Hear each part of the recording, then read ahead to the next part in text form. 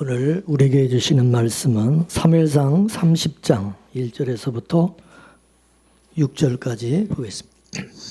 사무엘상 30장 1절서부터 6절까지 말씀을 교독하겠습니다.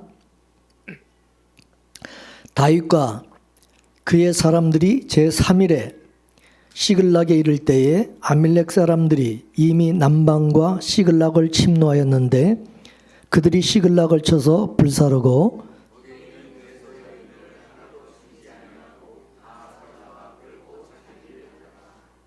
다윗과 그의 사람들이 성에 이르러 본즉 성이 불탔고 자기들의 아내와 자녀들이 사로잡혔는지라.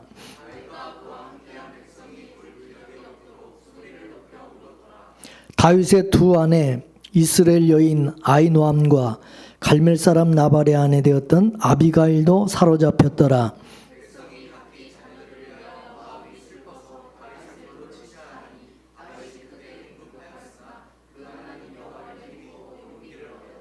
아멘.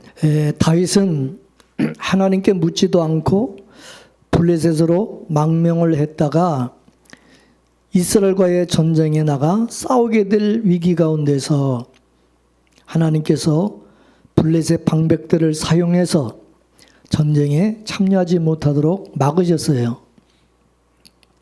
이처럼 하나님의 특별한 은혜로 참전해서는 안 될 이스라엘과의 전쟁에 피할 길을 주심으로 사흘 만에 다윗은 식솔들이 머물고 있는 시글락으로 다시 돌아오게 되었습니다. 만일 때 이스라엘을 치는 블레셋 왕 아기스를 따라 전쟁에 나가서 정말 이스라엘과 싸웠다고 한다면 훗날에 다윗이 이스라엘의 왕이 되었을 때에 이 사건이 두고두고 다윗의 발목을 잡는 그런 일이 되었을 것입니다. 그러나 하나님께서 막으심으로 훗날 온 이스라엘의 지도자로 세움을 받는 일에 누구도 방해하지 않게 하셨어요. 근데 시글락으로 다시 돌아보니까 큰 문제가 생겼습니다. 그것은 남자들이 모두 출정해서 마을을 떠났다가 3일 만에 다시 돌아와서 보니까 그 성을 비운 틈을 타가지고 아멜렉 사람들이 시글락을 침노해서 자기들의 부인과 처자식들을 다 포로로 노예로 붙잡아가 버린 거예요. 그들을 노예로 팔아먹기 위해서 다행히 죽이지는 않고 끌고 간 것입니다. 그리고 살던 시글락성은 이미 다 불타버리고 말았어요. 다윗의 망명생활 가운데 뜻하지 않은 정말 최대의 위기를 맞이하게 된 것입니다. 집은 다 불타고 재산도 다 불타고 빼앗기고 그리고 처자식을 다 뺏겼으니 이제 남아있는 것은 아무것도 없습니다. 이스라엘과의 전쟁에 나가서 싸우게 된 것도 위기였지만 이것은 더 큰 위기였고 정말 절망적인 그런 상황이었던 것입니다. 근데 다윗과 그와 함께했던 군인들은 울 기력이 없을 정도로 소리 높여 통곡을 하며 울다 이성을 잃고 말았습니다. 지금까지 다윗을 믿고 의지하며 동고동락하면서 오랜 세월 같이 고난을 견뎌왔는데 그 고난의 결과가 이거냐 하면서 절망하면서 원망의 그 화살이 다윗에게로 돌아간 겁니다. 사람들이 분풀이로 갑자기 다윗을 향해서 돌을 던지며 덤벼든 것입니다. 아마 다윗도 굉장히 당황했을 것이고 충격 그 이상이었을 것입니다. 자기도 피해자인데 그 모든 책임을 자기에게 돌려서 돌로 쳐 죽이려고 덤비니 얼마나 기가 막히고 당혹스럽겠습니까? 그래서 오늘 본문에 보면 다윗이 크게 궁급하였다 그렇게 기록하고 있습니다.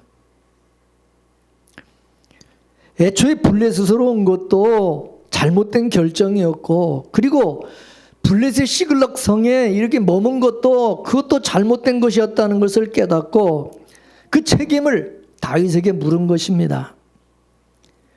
그리고 전쟁에 참전하려면 다윗이 식구들을 보호할 수 있는 최소한의 군사들을 주둔시켜 놓고 참전을 해도 해야 될 텐데 한 사람도 남겨두지 않고 모조리 다 데리고 간 것이 다윗의 큰 실책이라고 본 것입니다. 그래서 이 끔찍한 사태가 벌어졌으니 지도자인 다윗에게 모든 책임을 물은 것입니다. 지도자는 하나님으로부터 이 세상을 잘 이끌 특별한 사명을 부여받은 자라고 할 수가 있습니다. 따라서 영적으로 사람들을 지도하는 종교 지도자의 책임도 각별히 크겠지만은 일반 정치, 사회의 지도자도 하나님의 뜻을 이 세상에 전달하는 도구며 그들의 역할에 따른 파급 효과가 엄청나다는 점에서 그 책임을 가소평가할 수 없다는 것입니다. 성경은 지도자를 존경하는 것을 미덕으로 말하고 있습니다. 이는 그의 지위가 하나님으로부터 이음받은 것이기 때문입니다.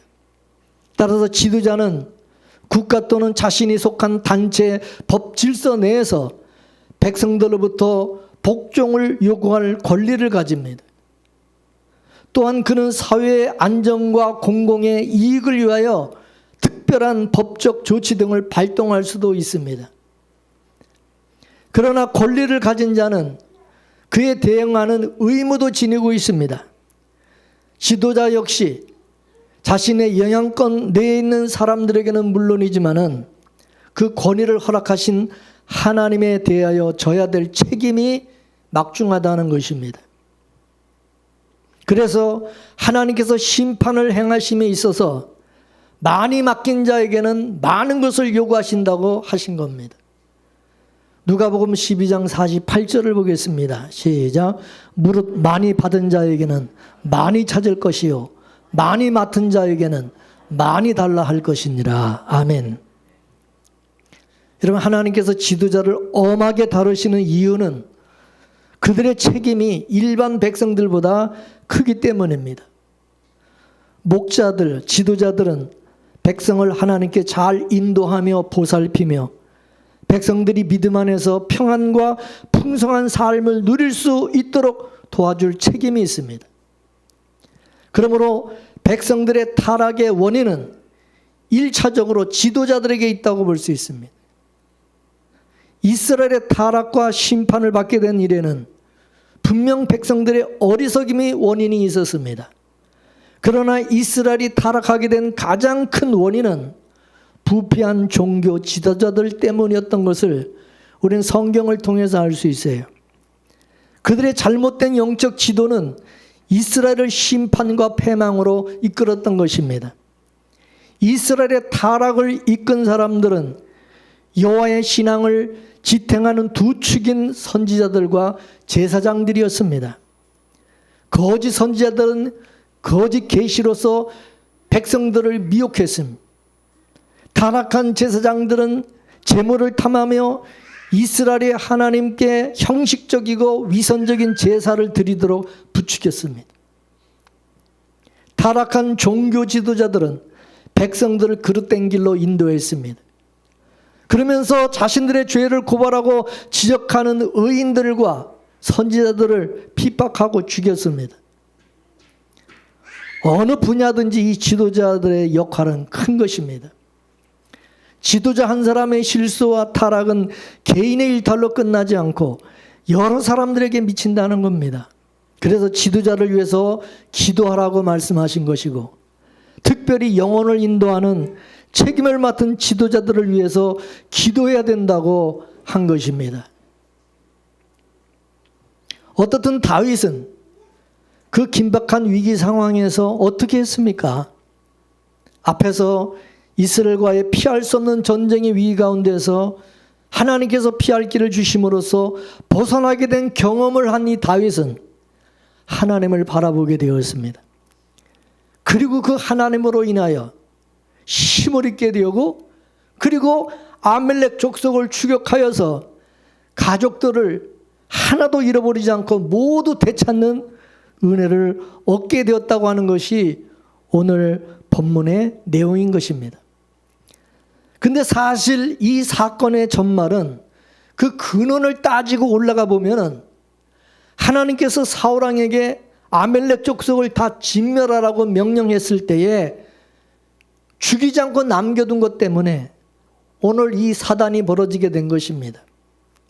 사울의 손에서 목숨을 건진 아멜렉 사람들이 지금 시글락을 침범한 겁니다. 그 결과 다윗과 그 사람들이 큰 공경에 처하게 된 것입니다.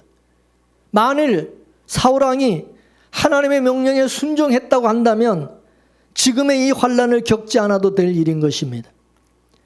그러면 우리가 하나님의 말씀대로 순종하지 아니하면 그 여파가 당장 모든 공동체에 미치지 않는다 할지라도 그로 인한 피해는 반드시 오게 돼 있다는 사실을 알아야 됩니다.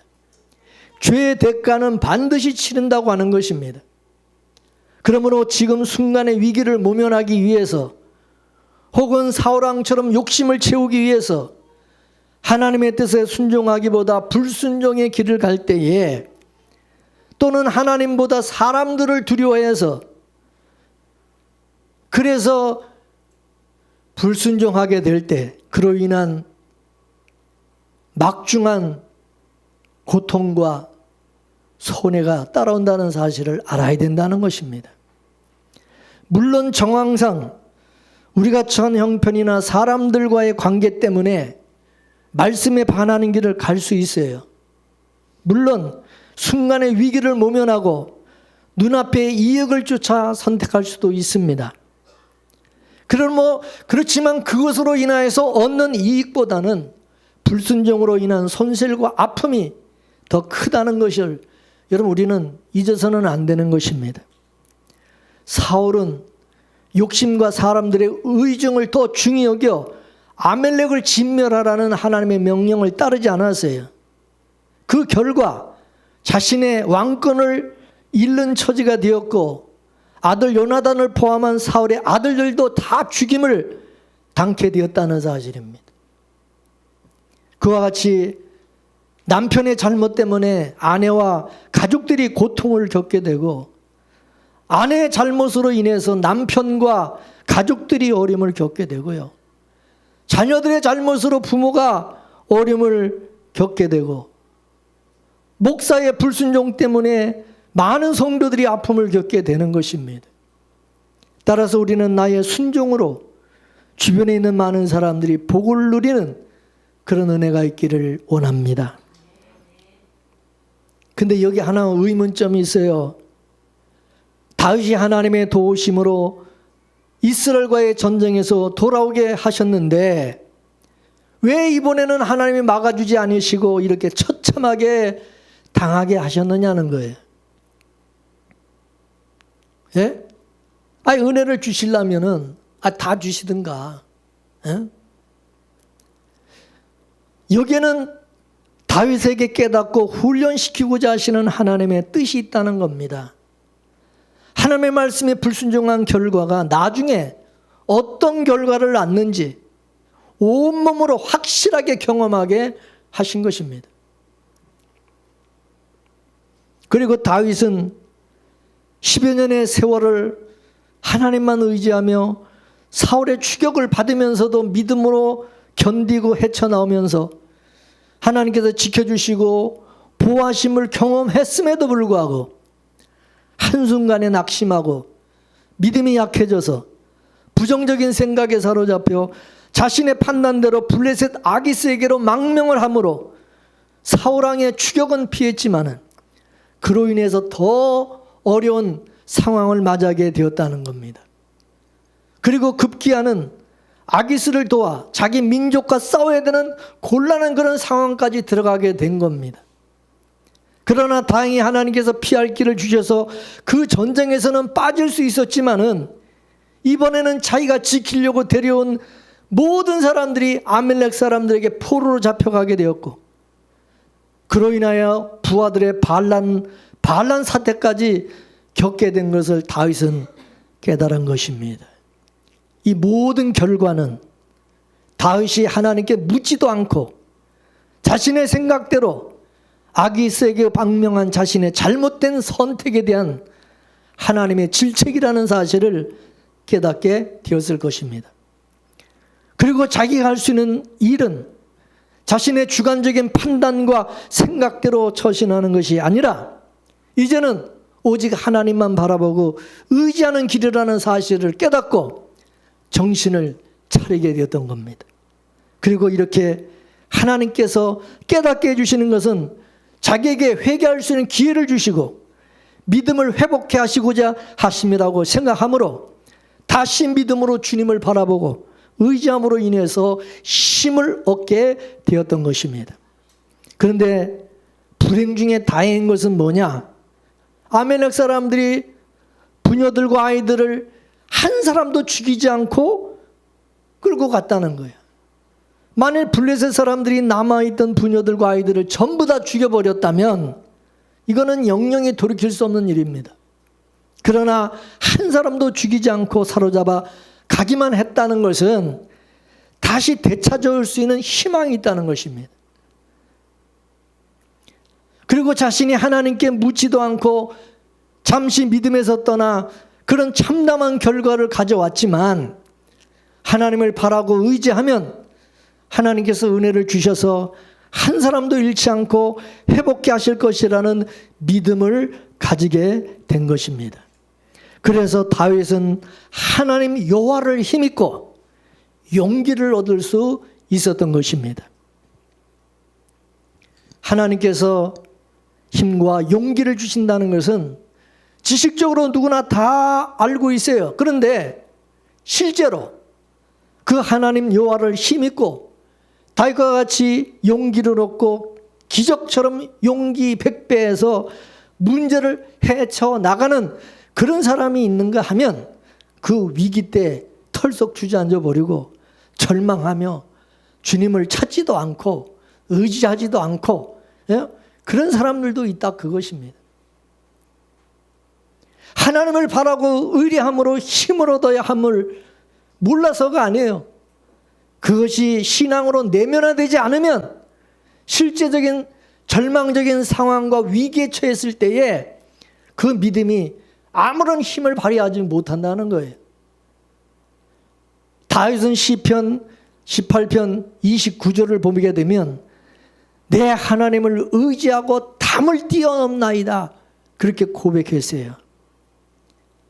여기서 말하는 담이라고 하는 것은 인생의 장벽, 장애물, 고난, 문제를 말하는 것입니다. 이 담은 우리가 반드시 뛰어넘어야 되고 극복해야 될 담인 것입니다. 인생은 장애물 경기라고 말할 수 있어요. 우리가 살아가면서 크고 작은 많은 장애물과 담을 넘어야만 하는 것입니다. 아이들은 아이들대로, 어른은 어른대로 자기 앞에 담을 넘어야 됩니다. 담을 넘는 사람과 그 담을 넘지 못하는 사람은 많은 차이가 있어요. 인생의 담을 넘는 사람들은 성장하게 되고 도약하게 되지만은 인생의 담을 넘지를 못하면 거기서 정체되고 머무르게 된다는 것입니다. 인생을 살다 보면 예기치 못한 일들이 일어납니다. 어떤 사람은 갑자기 가정의 평안을 잃어버리고 사업이 어려워서 도산지경에 이르는 사람도 있어요. 어떤 사람은 신체적으로 넘어야 될 질병의 담 때문에 고통을 받는 사람도 있어요. 살았다 과부처럼 물질의 기근으로 고통의 밤을 보내는 사람도 있고요. 삭개와 같이 인간관계 속에서 겪는 외로움으로 괴로운 사람들도 있습니다. 우리도 다 넘어야 될 담이 있어요. 다윗은 함께하는 자들이 너무 슬퍼서 다윗을 탓하면서 돌로 치자고 그랬어요. 성은 다 타버리고 이미 식솔들은 다 잡혀가 버리고 없습니다. 이때 다윗은 할 수 있는 것이 아무것도 없었어요. 오직 하나님만 바라보고 의지하는 것뿐이었어요. 믿음의 사람들은 문제를 바라보지 않고 주님을 바라보는 것입니다. 바라본다는 것은 하나님을 믿고 의지하는 태도를 말하는 것입니다. 눈을 들어 주를 본다는 것은 그건 겸손의 표시입니다. 나로서는 도저히 할 수 없습니다. 그러나 주님께서 하실 수 있는 것을 믿습니다. 그러므로 나는 주님만 바라봅니다. 주님께서 말씀하셨어요. 사람으로는 할 수 없으되 하나님은 하시느니라. 믿습니까?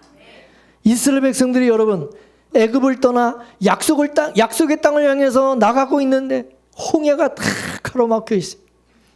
진퇴양난에 놓이게 되었을 때 그들이 얼마나 당황했고 또 지도자를 원망했습니까? 그때 모세를 통해서 하나님께서 너희는 두려워하지 말고 가만히 서서 여호와께서 오늘 너희를 위해서 행하시는 구원을 보라. 그게 말씀이었어요. 이스라엘 백성들이 모세가 할 수 있는 것이 뭐가 있어요? 그러나 하나님께서 이제 행하신 일을 구원을 보라는 거예요. 왜 눈을 들어서 주님을 봅니까? 나는 할 수 없습니다. 그러나 주님은 하실 수 있음을 믿습니다. 그 겸손의 마음이요. 또 주님을 본다는 말은 주님을 앙망한다는 말입니다. 여러분 우리가 언제 주님을 앙망합니까? 이 험한 세상을 살아가는 중에 피곤하고 지칠 때, 내 영혼이 자빠진 상태에 있을 때입니다. 우리가 강건해서 마음대로 활동할 때는 그냥 세상만 바라보기 쉽습니다. 그러나 내가 원치 않은 병이 들어서 자리에 누워서 활동할 수 없게 되어지면 눈을 들어 주님을 바라보게 되어집니다. 세상의 모든 일이 잘 돼갈 때는 내 능력과 내 수완을 바라봅니다. 그러나 불강력의 실패에 부딪혀서 쓰러지게 됐을 때 우리는 눈을 들어 주님을 바라보게 되어집니다. 그렇습니다. 주님은 내가 쓰러졌을 때, 넘어졌을 때 다시 이렇게 세워주시고 잡아주시고 소생시켜주시는 분입니다. 우리가 넘어지거나 아주 자빠지지 않는 것은 하나님의 오른손이 우리를 붙들어 주시기 때문입니다. 여러분 내가 주님을 붙들고 있는 것 같지만 주님이 우리를 붙들고 있다는 사실을 잊어서는 안 되는 것입니다. 그래서 이사야 선지자를 통해서 말씀하셨습니다. 여호와를 앙망하는 자는 새 힘을 얻으리니 독수리가 날개치며 올라감과 같을 것이요 다른 박질하여도 곤비치 아니하겠고 걸어가도 피곤치 아니하리로다. 이 여호와를 앙망하는 점. 눈을 들어 주님을 바라보면 넘어졌다가도 다시 일어납니다. 새 힘을 얻게 됩니다. 위로를 받게 되고 소망이 넘치게 되는 것입니다. 눈을 들어 주님을 본다는 말은 기도하는 삶을 의미하기도 합니다. 주님을 바라보는 눈은 간절한 소원을 표현하는 것이고 간절히 사모하는 것입니다. 여러분 구약의 히스기야 왕은 유대 여러 나라, 유대 여러 그 왕들 가운데서도 정말 훌륭하고 선한 그런 왕 중에 하나였어요. 훌륭한 믿음의 소유자였고 백성들을 바로 다스리고 이끈 아주 선한 그런 왕이 바로 이 히스기야 왕입니다. 그러나 그가 개인의 생활과 국가적인 형편을 볼 때에 종종 위기에 직면하기도 했습니다. 그 가운데서 국가적으로 제일 위험한 때는 북쪽의 아수르 왕 그 사네립이 쳐들어왔을 때입니다. 당시 국제 정세로 볼 때 북방에 있는 이 아수르라는 나라가 갑자기 강성한 대국이 되었어요. 따라서 북편에 있는 수리아 그리고 심지어 사마리아 성을 중심으로 한 북쪽 이스라엘 나라가 그 아수르 왕에게 정복을 당하고 말았어요. 이와 같이 큰 세력을 가진 이 아수르 왕 사네립이 큰 군대를 이끌고 작은 나라 이 유대 나라를 침범해 온 거예요. 그때 아수르 왕 사나렙이 자기 사자를 통해 가지고 서신을 히스기야 왕에게 보내 가지고 빨리 나와서 항복하라고 종용했어요. 그 글 가운데는 하나님을 멸시하는 글이 있었습니다. 네가 여호와 하나님을 믿는다고 하지만 네가 믿는 여호와 하나님이 내 권세 아래에서 네 나라를 구원할 수 있겠느냐? 다른 나라들의 신도 그 나라를 구원할 수 없었는데 하물며 네가 믿는 신이 너희 나라를 구원할 수가 있겠느냐? 그러면서 하나님을 조롱하며 모독했습니다. 그 글을 받은 히스기야 왕이 기가 막혔어요. 그래서 히스기야 왕은 어떻게 했습니까? 그 글을 가지고 성전에 올라가 하나님 앞에 그 글을 편지를 딱 펴놓고 전능하신 하나님의 얼굴을 바라보면서 간절하게 이 위기를 모면해달라고 기도했어요. 그럴 때 어떤 일이 일어났습니까? 18만 5천 명의 아수르 대군이 무슨 이유인지는 모르지만은 하루 저녁에 다 진멸되고 말한 겁니다. 기적이 일어난 것입니다. 할렐루야. 그뿐만이 아니에요. 히스기야 왕이 중병에 걸려가지고 아무리 약을 써도 백약이 무효였어요. 그의 선지자 이사야도 히스기야 왕이 죽을 것이라고 생각하고 히스기야 왕에게 여호와께서 이같이 말씀하시기를 너는 내 집에 유언하라. 네가 죽고 살지 못하리라 하셨나이다. 그렇게 하나님의 말씀을 전해주고 돌아갔어요. 하나님께서 당신 죽을 거라고 전해줬다는, 그러니까 유언하라는 거예요. 유언하고 죽을 준비하라 그거예요. 사람이 보기에는 소망이 없습니다. 그러나 그때 히스기야 왕이 어떻게 했어요? 얼굴을 하나님께로 향하고 간절히 기도했습니다. 그래서 사람이 보기에는 아무 소망이 없었던 그 병이 깨끗하게 치료받고 15년 동안 더 살게 되었던 것입니다. 우리가 인생을 걸어가다가 어떤 때는 앞이 칵 막히는 막다른 골목에 이를 때가 있어요. 아무리 봐도 돌파구가 찾을 수 없는, 앞이 깜깜해서 보이지 않을 때가 있어요. 그럴 때 우리는 눈을 들어 주님을 바라봐야 되는 것입니다. 그때 우리가 주님을 바라봐야 될 때인 것입니다. 여러분, 사도행전 7장에 보면 젊은 집사 스데반이 교회를 봉사하며 하나님의 말씀을 전하다가 유대인들의 큰 핍박을 받고 돌에 맞아 순교하게 되었어요. 그때 스데반이 어떻게 했습니까? 돌에 맞아 죽으면서 눈을 들어 하늘을 바라봤다고 했어요. 그럴 때 하나님의 보호자가 보였고 그 보호자 우편에 예수님이 서서 자기를 내려다보시는 것을 보았다고 그랬어요. 그때 스데반의 얼굴이 천사의 얼굴로 변했다고 말씀하고 있어요. 그러므로 생의 막다른 골목인 죽임을 당할 때 우리가 바라볼 것은 눈을 들어 주님의 얼굴을 바라보는 것입니다. 그럴 때 주님께서 우리를 외면하지 않으시고 영접하실 것입니다. 여러분, 인간의 역사는 평탄하지 않고 예기치 않은 큰 풍파가 있습니다. 큰 환란이 있고 큰 재난이 있어요. 그러나 우리는 조금도 주눅들거나 낙심하지 말고 하나님께 기도함으로, 우리에게는 주님이 계시잖아요. 주님을 바라볼 때 현실의 벽을, 그 담을 돌파할 수가 있는 줄로 믿습니다. 할렐루야.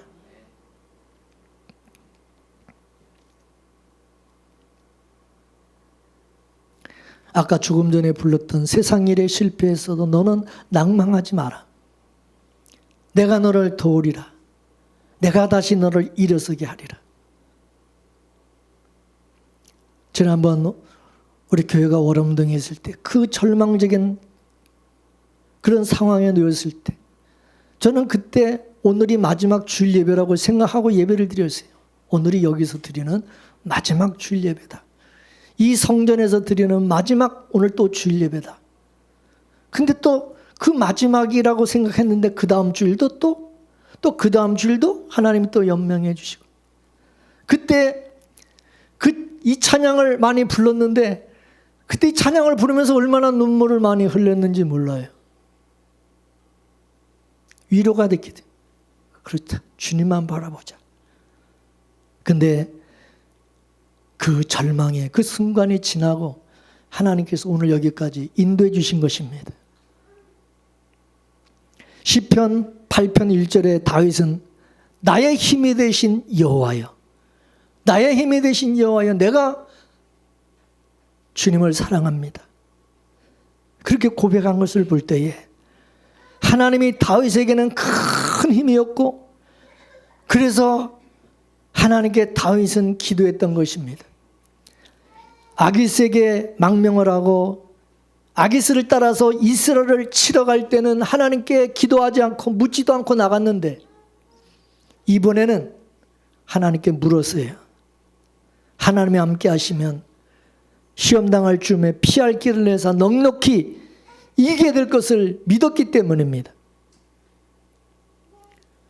사도 바울은 세 번째 전도 여행을 마치고 예루살렘으로 올라갔다가 동족인 유대인들의 반대와 핍박으로 죄수가 되어서 이제 로마의 황제한테 재판을 받기 위해서 로마로 가는 알렉산드리호라는 배를 타고 가는 길이었어요.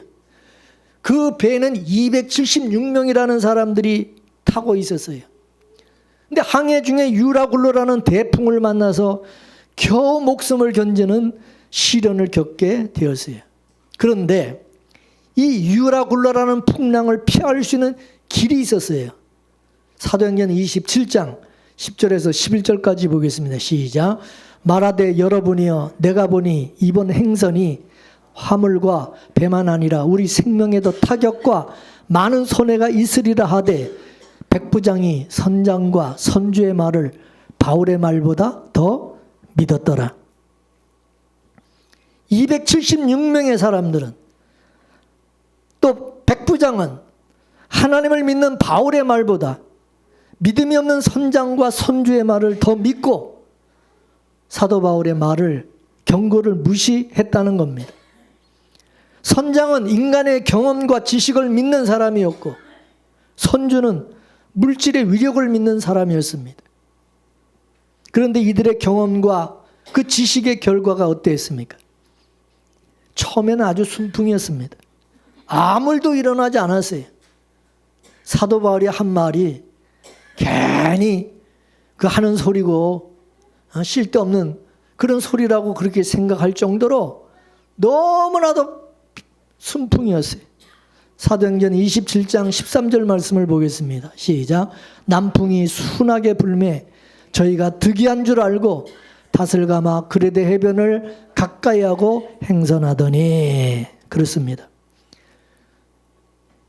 사울의 말을 무시해버리고 선주와 선장의 그 말을 따른 것이 잘했다, 결정을 잘했다, 그렇게 이제 생각하고 이제 순풍에 돛달고, 그래서 지금 순항하고 있습니다. 남풍이 순하게 불어서 아주 편하게 행복하게 아주 지금 사는 것 같아요. 그런데 얼마 못 가서 유라굴로라고 하는 강풍이 대작을 하게 된 거예요. 말씀을 잃어버리고 하나님께 불순종하고 자신의 경험과 지식만 믿고 의지하고 순풍에 득이하며 산다면 얼마 못 가서 유라굴로라는 강풍을 만나게 된다는 것입니다. 사도행전 27장 15절 말씀을 보겠습니다. 시작.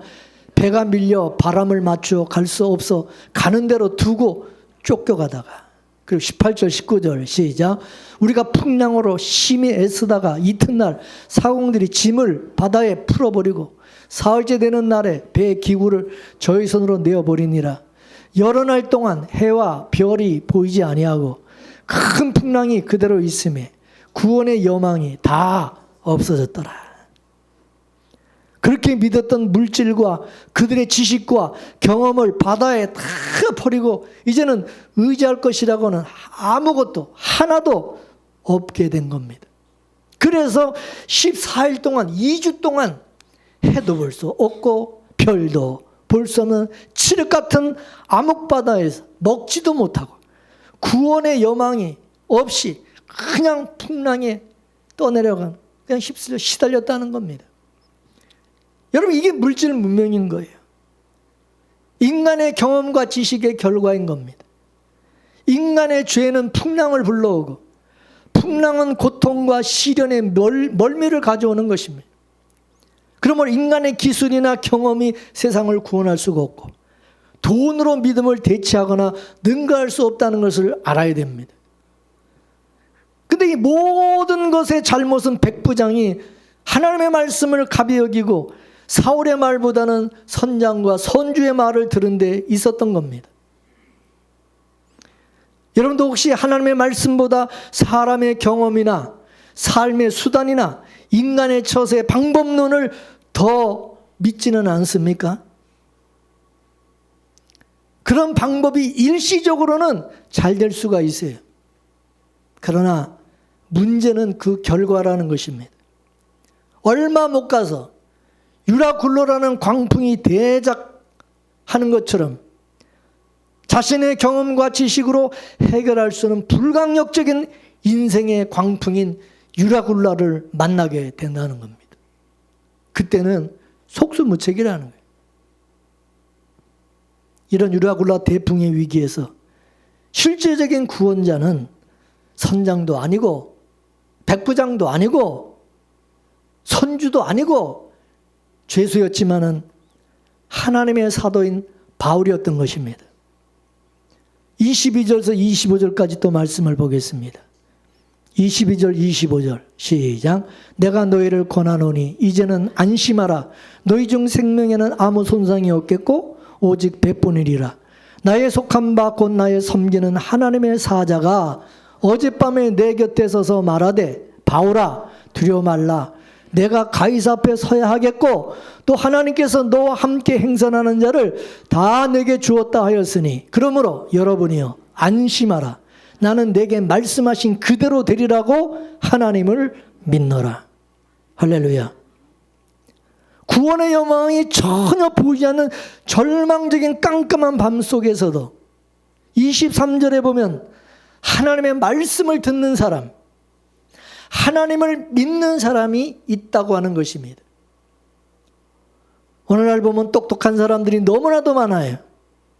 그래서 다 위기를 극복할 수 있는 것 같이 떠들지만 닥쳐보면 그런 사람들이 어디 있는지 찾아볼 수가 없고 허무맹랑하게도 수많은 점쟁이들이 우리의 국난을 예언한다고 떠벌리고 어리석은 정치인들이 이런 사탄의 속임수에 놀아나고 수많은 공약과 지식적인 처방은 많은데 나중에 보면은 도덕적인 문제가 있고 말로만 떠들어서 믿을 수가 없어요. 정말 이런 위기 시대에 필요한 사람은 어떤 사람입니까? 위기에 처해서 현실에 안주하여 세상의 홍수에 떠밀려가는 그런 사람이 아니라 역사의 주인 되시는 하나님의 음성에 귀를 기울이며 안심하라고 외칠 수 있는 믿음의 사람인 것입니다. 바울 사도는 늘 하나님께 나가서 하나님의 말씀을 듣는 사람이었어요. 23절에 뭐라고 그랬어요? 나의 속한 바 곧 나의 섬기는 하나님의 사자가 어젯밤에 내 곁에 서서 말하되.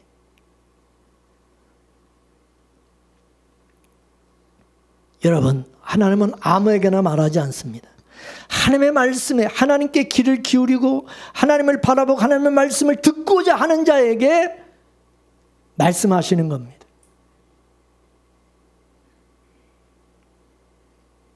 설교도 그래요.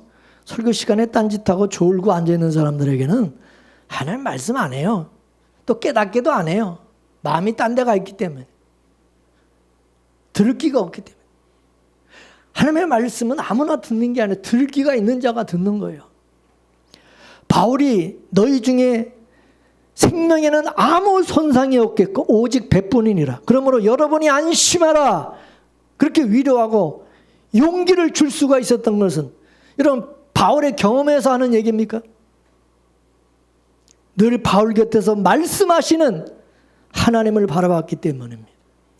그러므로 우리는 하나님 앞에 이렇게 나오는 것, 하나님 앞에 나와 말씀을 듣는 것, 하나님의 음성을 듣는 거, 이거를 여러분 즐겨해야 되고 이걸 생활화해야 되는 것입니다. 아멘이십니까? 이게 얼마나 이게 중요한지 몰라요.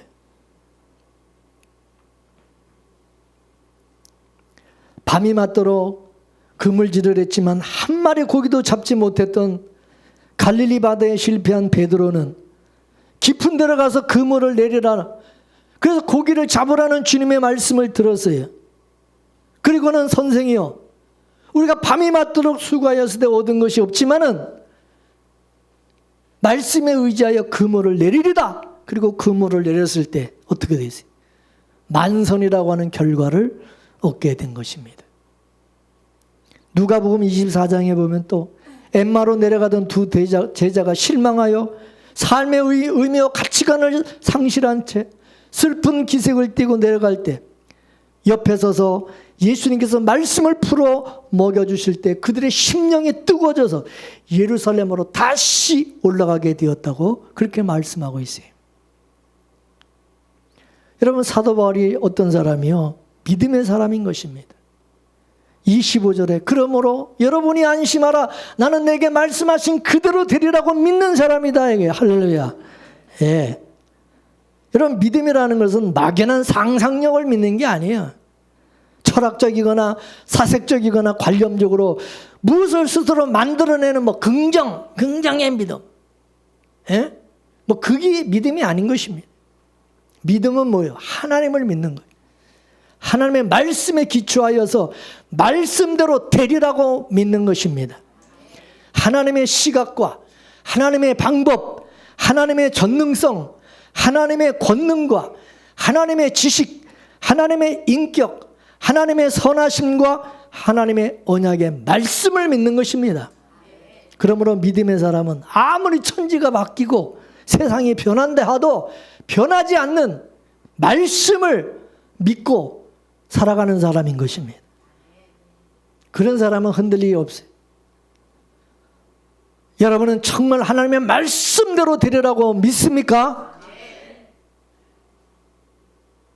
하나님은 언제나 그것을 보시고 그거를 우리에게 물으시는 거예요. 너는 진짜 하나님의 말씀대로 되리라고 믿냐?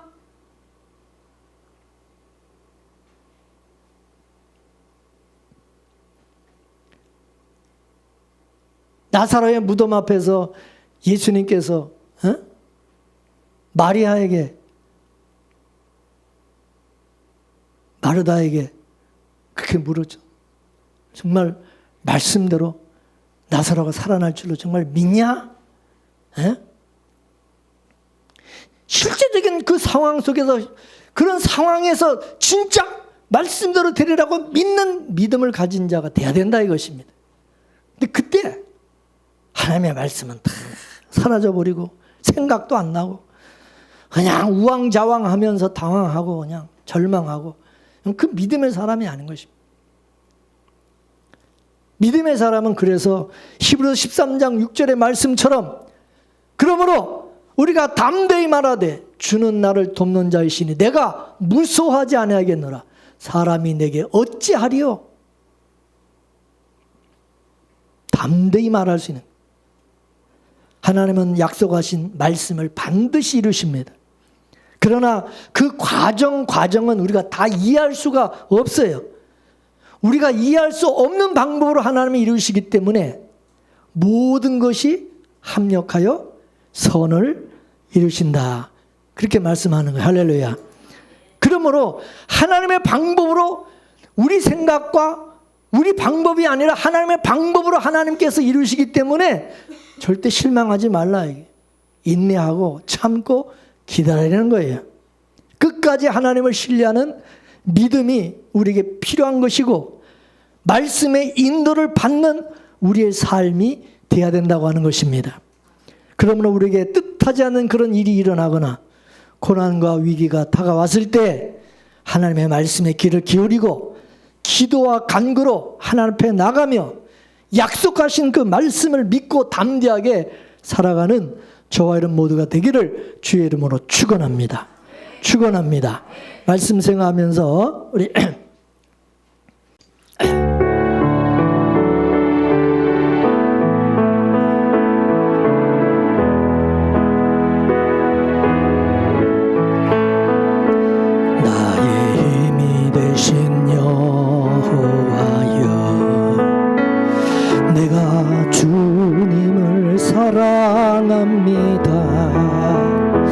주는 나의 반석이시며 나의 요새시라. 주는 나를 건지시는 나의 주 나의 하나님, 나의 피할 바위시며 나의 방패시라.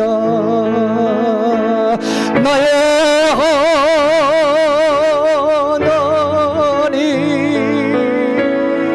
나의 하나님,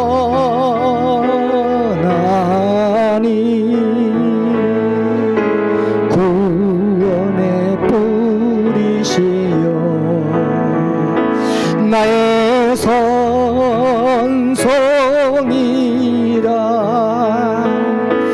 나의 하나님, 나의 하나님, 그는 나의 여호와 나의 구세주, 나의 생명이신 여호와여, 내가 주님을 찬양합니다. 주는 나의 사랑이시며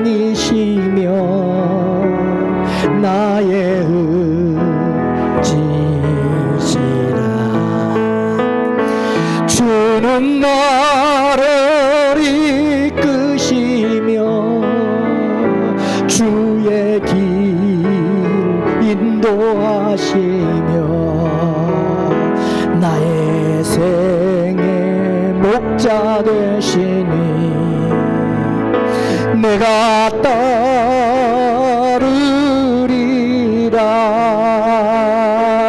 나의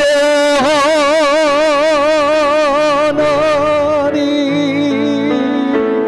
나의 하나님, 생명의 면류관으로 내게 씌우소서.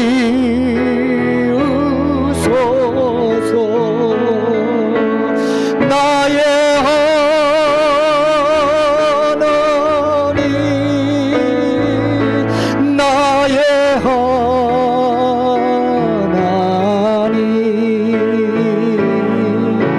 그는 나의 여호와 나의 구세주.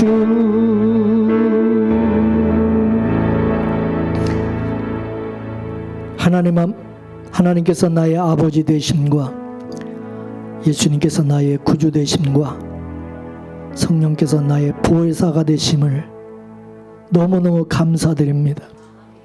우리가 때로는 넘어지고 또 때로는 실수하고 때로는 범죄할 때 아주 버리지 아니하시고 다시 또 회개할 수 있는 기회를 주시고 다시 이렇게 세워주시고 세상과 물질과 사람과 환경을 바라보던 우리의 눈을 들어 주님을 바라볼 수 있는 그런 은혜를 주시는 하나님 감사합니다.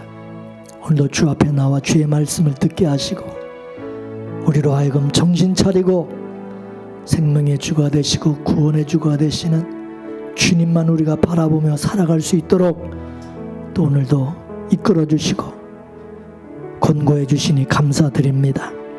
이 말씀을 가슴에 새기고 이 세상을 살아나갈 때 우리 앞에 어떤 위기와 절망과 유라굴로라는 풍랑이 닥친다 할지라도 절망하지 않고 우리가 변함없이 주님을 바라보며 의지하며 기도할 때 하나님께서 피할 길을 주시고 구원의 손길을 베풀어 주시고 주님께서 우리를 주님의 품 안에서 안전하게 거하게 하시고 위기 속에서 하나님의 기적의 손길을 맛보게 하시는 놀라운 역사가 있게 하여 주옵소서. 오늘도 주님만을 의지하며 우리 주 예수 그리스도 이름으로 감사하며 기도 올려옵나이다. 아멘.